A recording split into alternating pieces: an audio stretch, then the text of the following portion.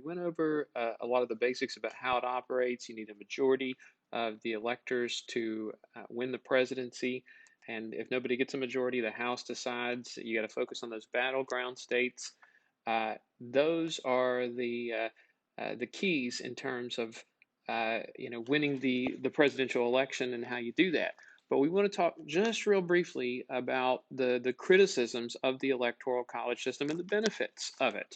Okay, and let's start with this criticisms of the Electoral College, right? And we'll go with this that it's the number one here. The number one criticism is it's possible to win the Electoral College but not win the popular vote, right? And that's happened several times, twice in the last 20 years. In 2000, George W. Bush won the Electoral College but did not win the popular vote. And then in 2016, Donald Trump won the Electoral College but did not win the popular vote. It's happened in other instances in the past. And that frustrates people because they feel like we work in a system where a lot of times when we vote for people, it's like the most votes wins. And why is that not true of the president? And that's, remember, the popular vote in your state is just telling your electors who you think they should vote for. Okay. And some people say, look, how does that happen? How can you win the Electoral College but not win the popular vote? And let me give you a for instance. Let's say we're going to have candidate A and candidate B. All right, and we're not going to label them with parties or anything like that because people are just getting real frustrated, and I don't want to do that to you today. All right, so let's say that we want over here popular votes, okay, electoral votes, right? And we're going to copy and paste this because we got to have multiple states. So bear with me for just a hot second. All right, so let's say in our first state, like West Virginia, all right, West Virginia, candidate A is definitely the more popular candidate. Let's say here in West Virginia, candidate A gets 200,000 votes, and in popular votes, candidate B gets, let's just say they're really, really not popular, and they only get 2,000 votes. All right, so electoral votes. West Virginia is worth 5 electoral votes. It's a winner-take-all principle. And 0, we'll just put a little dash in there, for candidate B. Okay, candidate A won. It doesn't matter what the margin of victory is. Ultimately, 5 electoral votes is what you get from West Virginia. But let's go to California. And let's pretend for a second that California is a really, really, really, really tight race. And in California, the results come out like this. 5,000,001 for candidate A. And let's go, candidate B gets 5,000,002. All right. Remember, it's a winner-take-all principle in almost every state. Candidate A, oh, they're so close, but they get nothing. They get nothing. Candidate B gets all 55 electoral votes. Okay. Now, take a look at this. If you added up the popular votes, like after the first state here, we look at this. Literally, candidate A has 198,000 on the plus side. And if you added those votes to here, candidate A would actually be in the lead, but candidate B has more electoral votes. Now, magnify that on a larger scale, okay, and you could easily win the popular vote. You could win the popular vote and lose the Electoral College. It's definitely possible, and it's happened. Now, think of this another way, too, and this is what frustrates sometimes people about the Electoral College. What if every state was like this right here, where one candidate literally got just one more popular vote than the other one? The electoral votes, they'd get them all. It would look like a blowout, right? And that would be so close. And people were like, look, man, that's not really fair. That doesn't really indicate what the people want. Well, you know what? That's a legitimate criticism. Okay, let's go to our next criticism, which is related to that. The Electoral College distorts the margin of victory. Yikes. All right. Usually, let's take a look at, let's see here, get away from my Pandora right there. Popular vote 2020 presidential election. I want to show you something.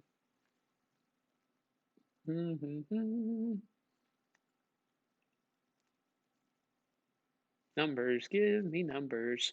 Yes, yes, yes, those are the Electoral College votes. Okie dokie. Popular vote. Biden share versus Trump share. Take a look at this. 51.3% to 46.9%.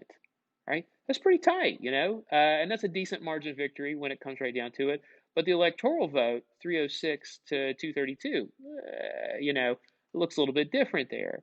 Now, if you go back and you look at any presidential election, you're going to see that the margin of victory, the electoral margin of victory, is always bigger percentage-wise than the popular vote, right? And people are like, well, that doesn't really indicate how close it was. Because think about this.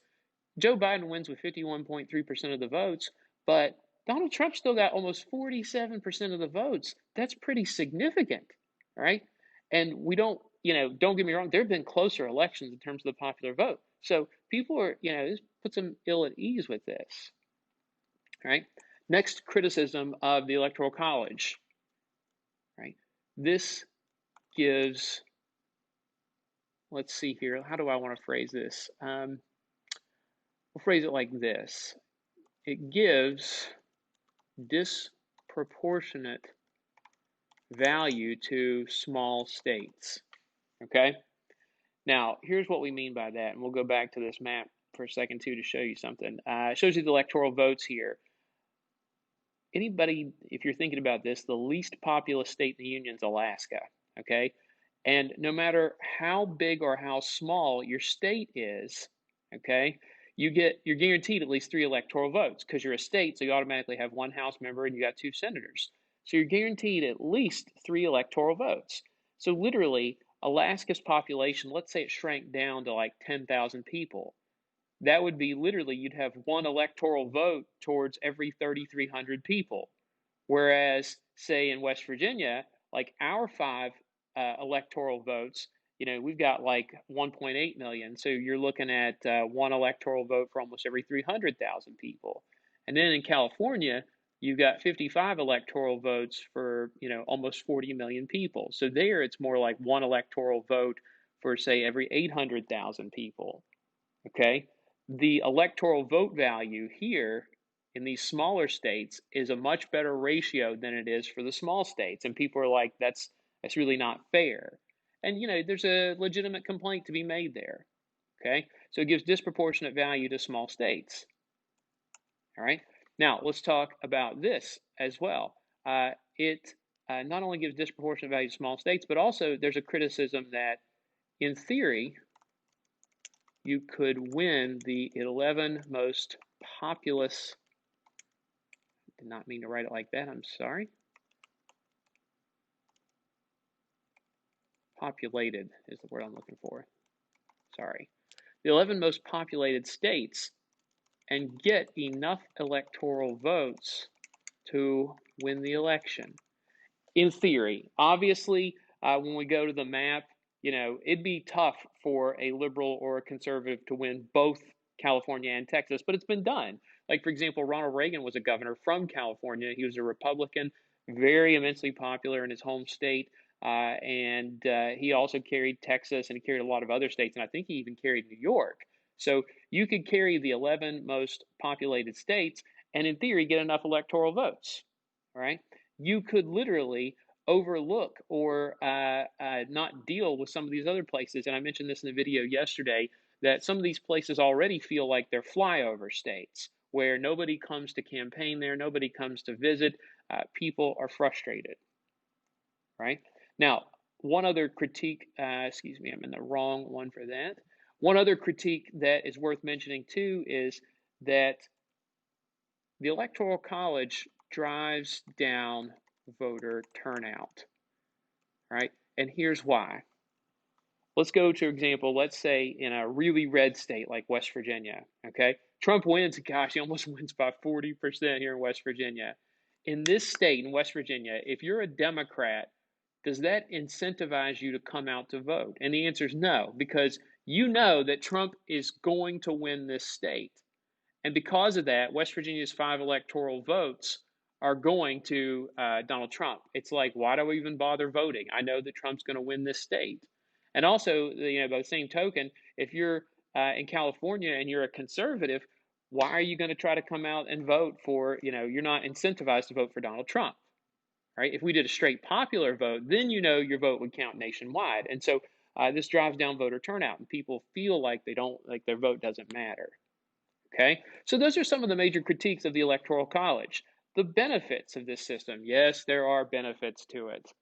Okay, the benefits. One of the benefits is actually the same as one of the critiques of it. Right? It gives, or let's just say it like this, that it distorts the Electoral College distorts the margin of victory. That's a good thing. Okay? Why is it both a good thing and a bad thing? We know why it's a bad thing because, people don't realize how close it was when we look at the percentages. But when you look at the fact that Joe Biden wins 306 electoral votes versus 232, people feel more encouraged that Joe Biden wins by a bigger margin in the Electoral College. And they're going to be more prone to accepting that Joe Biden is indeed the president. Right? And I know that this year brings unique circumstances, but you go back and how about this? Let's take a look at the 2008 presidential election, right? With a young Barack Obama. Okay. When you look at this, all right, percentage-wise for popular vote, Obama wins almost 53% of the popular vote versus 46%. That's pretty tight. But if you look at the Electoral College, 365 to 173. That's a strong victory. And they tell you that, here, Barack Obama carried 28 states, D.C., and one of the congressional districts here in Nebraska. So, you can see that makes a big deal, and it distorts the margin of victory, and people are more willing to accept the results of that election, right? Or if you go back, let's take a look at we'll go back to the 1984 presidential election, which may be one of the biggest blowouts ever. All right. There's Walter Mondale. He ran for president. Remember, he's the creepy looking guy. And look at, oh, this is terrible. Look, it's 58% to 40%. And that's still a pretty decent margin of victory. But when you look at the Electoral College, 525 to 13. Walter Mondale, the only state that he won was his home state. Oh, that's so sad, so sad. But he does win Washington, D.C. as well because it's super liberal, and that's just the way it goes.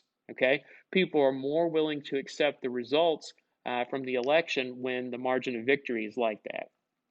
Okay? In this system, too, small states are important, right? You can't ignore them.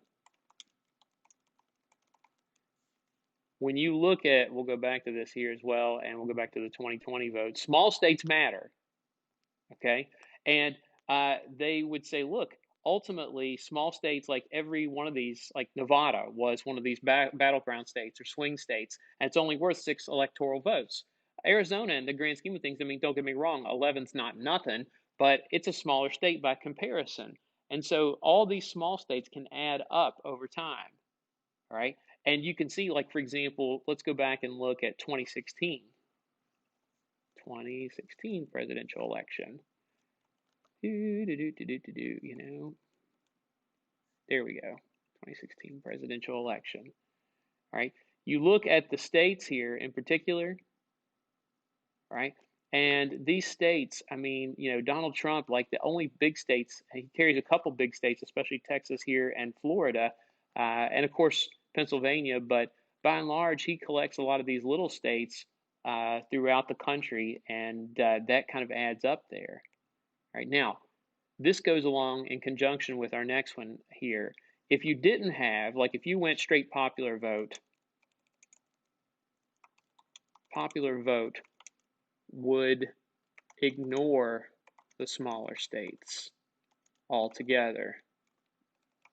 Okay? And if you think right now that urban areas are radically important, let's consider this, right? If you didn't have the Electoral College and we just went straight popular vote, where would people go to campaign? You go to your big cities. New York City, Boston, somewhere, some places, Philadelphia here, maybe Atlanta, out in Los Angeles, San Francisco, Dallas, San Antonio. What reason would you ever have to go to Iowa? There's just not that many people there. Why campaign in West Virginia where there's, 1.8 million people when you can go to New York City and there's like 7 times as many people there? So, this helps protect small states in a number of ways. Okay. And the benefit of it is that, it helps keep them together. Now, one of the things here too that it's kind of a benefit to an extent, or I take that back. It's not a benefit, but why don't we try something different? And the answer is pretty simple here. Getting rid of it would be difficult. Getting rid of the Electoral College would require the Constitution to be amended. All right. And small states would never agree to amending the Constitution because this system benefits them. That's one of the biggest reasons why it never changes. People gripe about it and they complain about it over time, but getting people to change the Electoral College is probably not going to happen. Right? Personally, I think it'd be a really good institution if we went back to the way that it was designed, that we just select people from the states to pick good presidential candidates, but that's a story for another day. All right. Now we want to round out this chapter just real briefly talking about the problems in elections today, and particularly whether it's a presidential election, whether it's a congressional election. One of the biggest problems we have is the amount of money in elections today. And you see that this little chart by year, and it goes through 2016, but congressional elections by themselves are pretty expensive. We're spending not in the millions, but the billions of dollars. Right? And you can see that over time, especially in presidential years, like the presidential years add to it. This year in 2020, spending for elections at the federal level topped $10 billion. Now, think about this for a second, too. This doesn't even include all the state and local races for office that have occurred around the nation. That's a big issue, okay? And here's why expensive campaigns are like a really big problem in America. One of them is that the incumbents, remember, incumbents are people in office already. Their time gets wasted on fundraising rather than doing their job, particularly in Congress, right? If you're a member of Congress, you have to constantly think about fundraising for the next election so that you can keep your job. Right? That keeps you from actually doing your job, which is serving the constituents, serving your people, getting things done for them. Right? Another big reason that campaign costs are such a problem, it causes people to be dependent on PACs. Right? Now, presidents don't usually take PAC money, right? But members of Congress definitely take PAC money.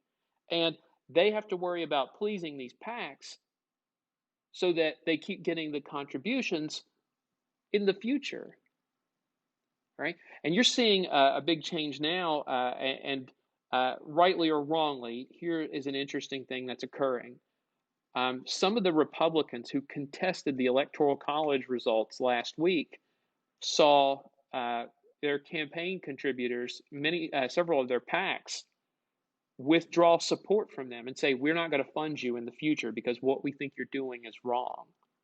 Now, you can agree or disagree whether or not that's wrong of them to do. But the really interesting thing is we'll see how a candidate responds when PACs start withholding money from their campaigns in the future. Okay? And do you think that, especially for members of Congress, they need that money? About a third of their campaign money is going to come from PACs. Okay. Another problem with finances in elections, money in elections, is that it has a discouraging effect on people running for office. Because you need money in order to run for office, it discourages most people, regular people, from running. You might have people with good ideas or some, who would be a good decision maker for the state or for the nation, but because it's so expensive to run for office, they don't do it. Because think about this. Remember, if you want to run for a Senate seat, a United States Senate seat, it's going to cost at least $10 million on average. A House seat, remember, it's going to cost you $1.5 to $2 million. Right? Finally, the cost of elections. people say that it's wasteful. We have so much in the way of financial resources in this country, and we're using it for campaigning. You look at this graph right here, and the idea that we have 7 to $10 billion this year that got spent on federal elections alone. What could we do with $10 billion to perhaps help the country? All right. Campaign finance and the amount of money in politics is always an issue, and for elections, it's no different. So, look, guys, that rounds out the chapter on public opinion and voting and elections. You're going to have a test that's going to be in your folder tomorrow, but it's going to be open until Sunday night. So, if you guys need something, feel free to contact me. Any questions, comments, or whatever. Hope you're doing all right. We'll see you again soon.